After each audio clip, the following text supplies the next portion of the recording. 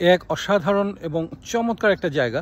New York সিটির Bronx এলাকা থেকে আমাদের এখানে আসতে সময় লাগলো প্রায় 1 ঘন্টার মতো। আমাদের অনলাইনে কাটা টিকিটগুলো আমরা এখানে শো করে ভিতরে ঢুকে গেলাম। প্রতি অ্যাডাল্টের জন্য আমাদের দিতে হলো প্রায় $15 করে। এদের আছে বিশাল ফ্রি পার্কিং এরিয়া। গাড়ি পার্ক করেই একটু সামনে হেঁটে গেলাম আর দেখলাম যে সুন্দর করে ওরা এই ওল্ড ওয়েস্টবারি গার্ডেনের ইতিহাস তুলে ধরেছে। সমস্ত জায়গায় খুব সুন্দর করে এরকম ডিরেকশনগুলো দেওয়া আছে যে কোনটা কোন দিকে। তো আমরা এখন অল গার্ডেন্স লেখা সেদিকে রওনা দিলাম। বলে রাখি, মঙ্গলবার ছাড়া প্রতিদিন সকাল 10টা থেকে 6টা পর্যন্ত এটি খোলা থাকে। এই স্থাপনাটিকে US National Register of Historic প্লেসে স্থান দেওয়া হয়েছে, সেটি ওরা এখানে উল্লেখ করেছে। তো আমরা এখন এই প্রাসাদসম বাড়িটির ভিতরে ঢুকে যাব আর দেখব বাড়িটির ভিতরে কি আছে।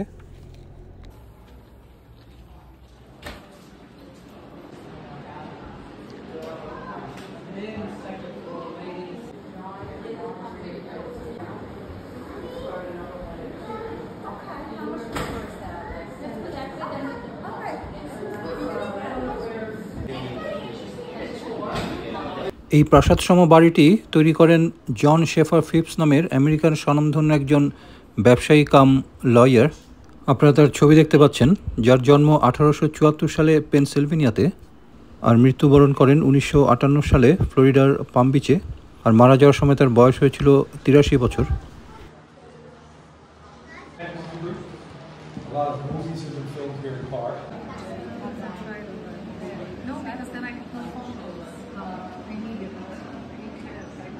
এই ওল্ড ওয়েস্টবারি গার্ডেনে বিভিন্ন ধরনের ইভেন্ট পরিচালিত হয়। বিভিন্ন ধরনের family programme, health and wellness programme, school visit, book signing, বিভিন্ন ধরনের কনসার্ট, লেকচার সহ আরও অনেক ধরনের ইভেন্ট এখানে পরিচালিত হয়। মূলত 20th সেঞ্চুরির আমেরিকান এস্টেট কেমন ছিল এটা দেখানো ওদের অন্যতম মূল উদ্দেশ্য। এখানে পেন্টিং সহ অন্যান্য সরঞ্জামাদি বিক্রি করার জন্য একটা সেল সেন্টার আছে। যেমন এই ছবিটি বিক্রি হবে $325।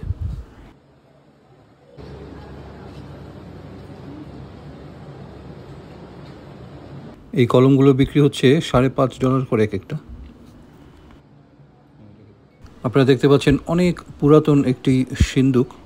আমরা নিচের এক পাশটা দেখে দোতলায় চলে যাচ্ছি, আবার নিচে নামবো একটু পরে।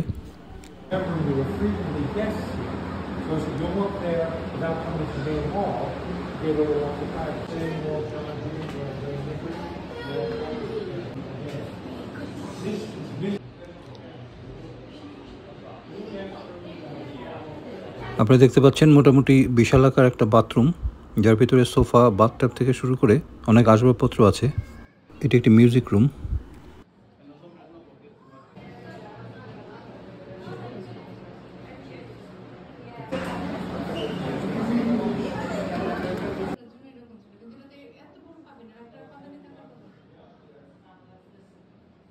দোতলায় পরিষ্কার পরিচ্ছন্ন বাথরুমের ব্যবস্থা আছে, যারা বাথরুমে যেতে চান যেতে পারবেন।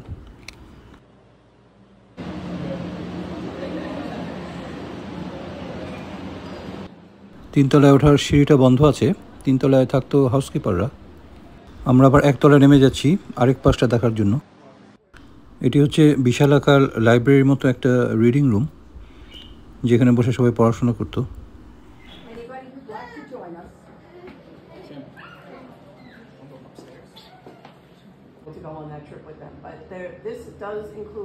চমৎকার সব ছবি তোলার জন্য খুব ভালো জায়গা এটি।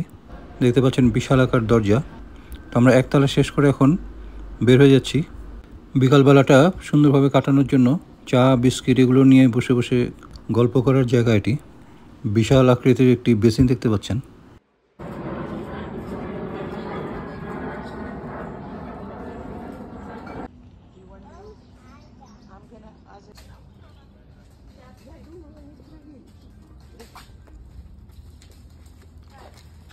এই ওল্ড ওয়েস্টবারি গার্ডেনের যে এরিয়া বা জায়গা সেটা হচ্ছে প্রায় 200 একর। এটি হচ্ছে এই ভবনটির পেছনের অংশ। তো বলে রাখি যে এই ভবনটির কাজ শেষ হয় 1906 সালে। যারা সুন্দর একটা দিন কাটাতে চান, ছেলে মেয়ে নিয়ে, সবাইকে নিয়ে, পরিবারকে নিয়ে, যারা একটু নিউ ইয়র্ক সিটির খুব কাছাকাছি সবুজের সমারোহের ভিতরে ঘুরে বেড়াতে চান, তো আপনারা এখানে আসতে পারেন। আচ্ছা, এটি হচ্ছে রোজ গার্ডেন বা গোলাপের বাগান। তো দেখলাম যে গোলাপের সংখ্যা যে খুব বেশি তা না, হয়তো একটু অফ সিজন এখন।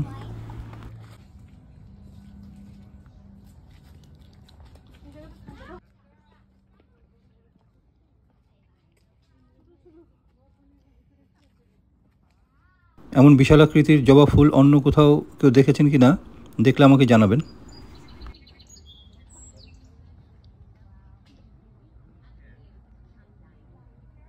এই ছোট্ট ঘরটির যে দরজা আছে, তো বাংলাদেশের মতো এখানেও সব প্রেমিক প্রেমিকারা তাদের নাম লিখে রেখেছে।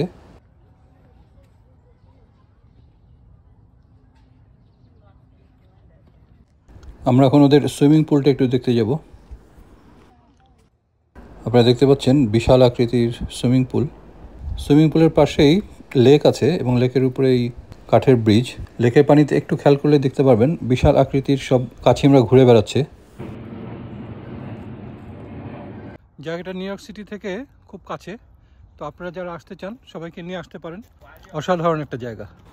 একটু বলে রাখি যে আজকে প্রচণ্ড গরম পড়েছে, তো এই গরমের কারণে আমরা ক্লান্ত হয়ে গিয়েছিলাম। তো এই বাগানটির আরেকটা বড় অংশ আমরা দেখতে যেতে পারলাম না। তো আপনারা যারা আসবেন তারা অবশ্যই সেখানে যাবেন। লেকের পানিতে কানাডিয়ান গিজ নামের যে রাজহাঁসগুলো সেগুলো ঘুরে বেড়াচ্ছে, দেখতে খুবই ভালো লাগছে। আজ প্রচণ্ড গরম পড়েছে, তো পাশে হচ্ছে ক্যাফেটেরিয়া। তো আমরা কয়েকটা আইসক্রিম কিনলাম।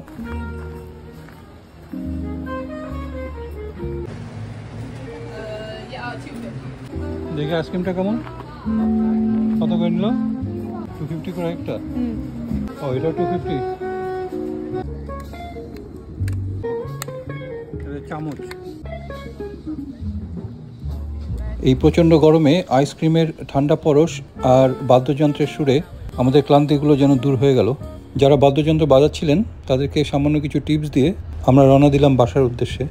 সবাই সুস্থ থাকুন, নিরাপদে থাকুন। ধন্যবাদ।